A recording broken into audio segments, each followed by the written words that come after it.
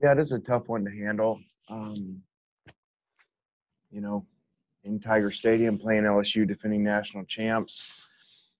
I had them on the ropes, obviously, and had them not just on the ropes, ahead and with the ball, went ahead. So, make 2 first downs. They'd wasted all their timeouts, make 2 first downs and win the game. And so it's really tough to deal with just because things were aligned so well. We discussed it all week. We haven't played for 3 weeks, and I think you saw that early on. We looked really rusty, especially after the first series on offense. And it's just frustrating these games because, going, all right, hey, we're going to win 4 straight in 5 and 4 and beat LSU. And, great start to, this turnaround. And we don't finish it. We turn the ball over 6 times, so usually if you turn the ball over 6 and you're -5, you're not even in a discussion about being, let alone being ahead in the fourth quarter. So, and, without Kenny and Elijah, our 2 most productive players, I think that, you saw that. I think, in the passing game, I would have expected, us to have better numbers.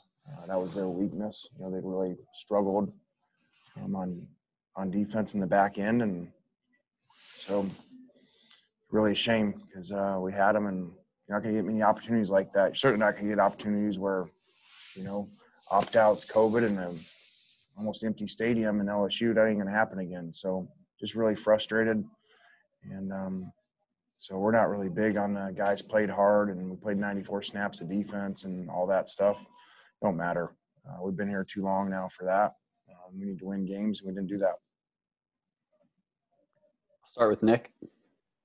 Lane, you talked about finishing. You've talked about it a lot this season. Is that something that can be taught to players, or do you think that's just kind of something innate?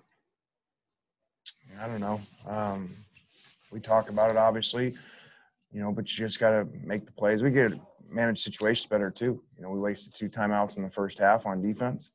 We wasted 1 at the end there on offense, and, like to pride ourselves that we don't do that, and we did.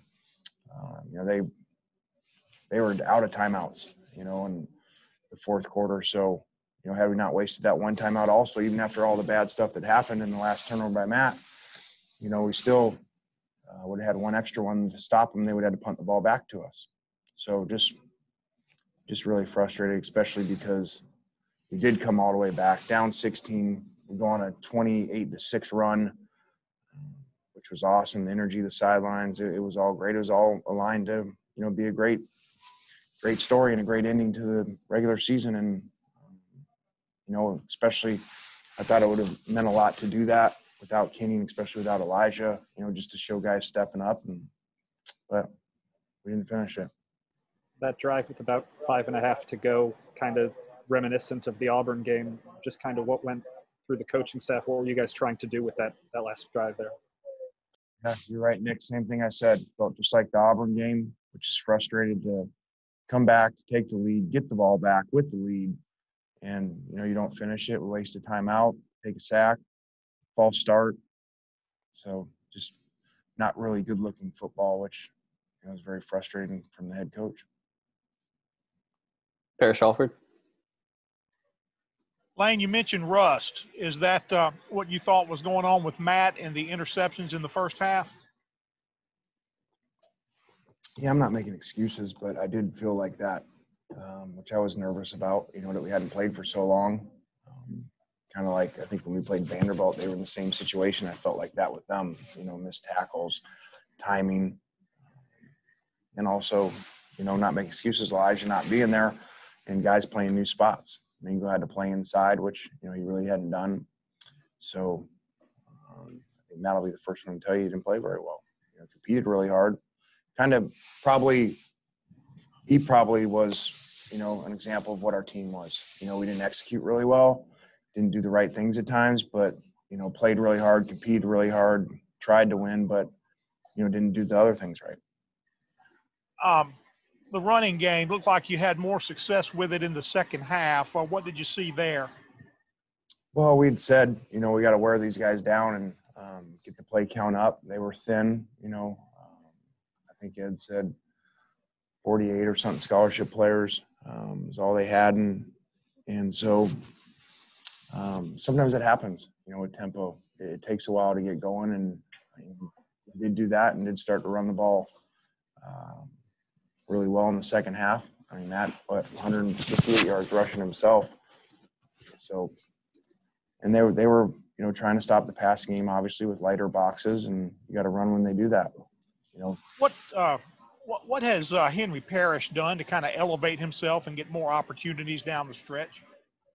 Just makes plays when he goes in there, and has always done that in practice. And now we put him in games, makes the first guy miss almost all the time, and made a really good catch on the screenplay. So he's got a very bright future here.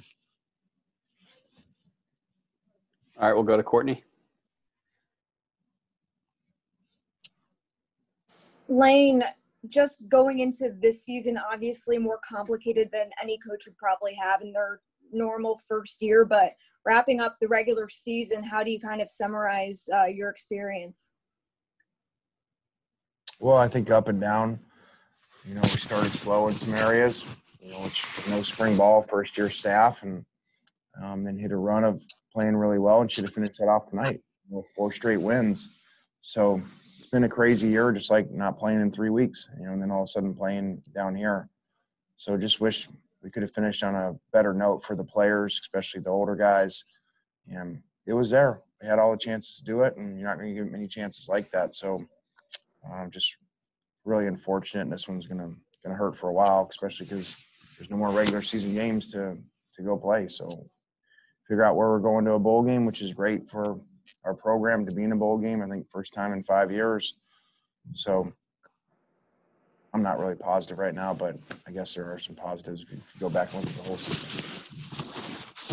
Obviously, a bowl game's not going to happen for a couple more weeks. So how do you kind of not let rust affect your team again, trying to get a bowl win this year? Well, I don't know where we're going in the dates, and some of these bowl games are coming up pretty quick. So it won't. I don't think it'll be it used to be like a month layoff. It's not going to be like that no matter what, because I think the furthest one out would be the second. So we'll just figure out the best plan. All right, one more question. We'll go to Tyler. Lane, obviously, Matt Corral had 4 first-half turnovers. What did you tell him in the locker room, if anything? Well, we talked more throughout, the first half, just about decision-making. And I didn't think we put him in the best situation a few times, like the pick on 3rd down. We didn't have a real good play call versus press across the board. And, it was getting ready to change. Clock was running down. So I don't think we did a great job as a staff today.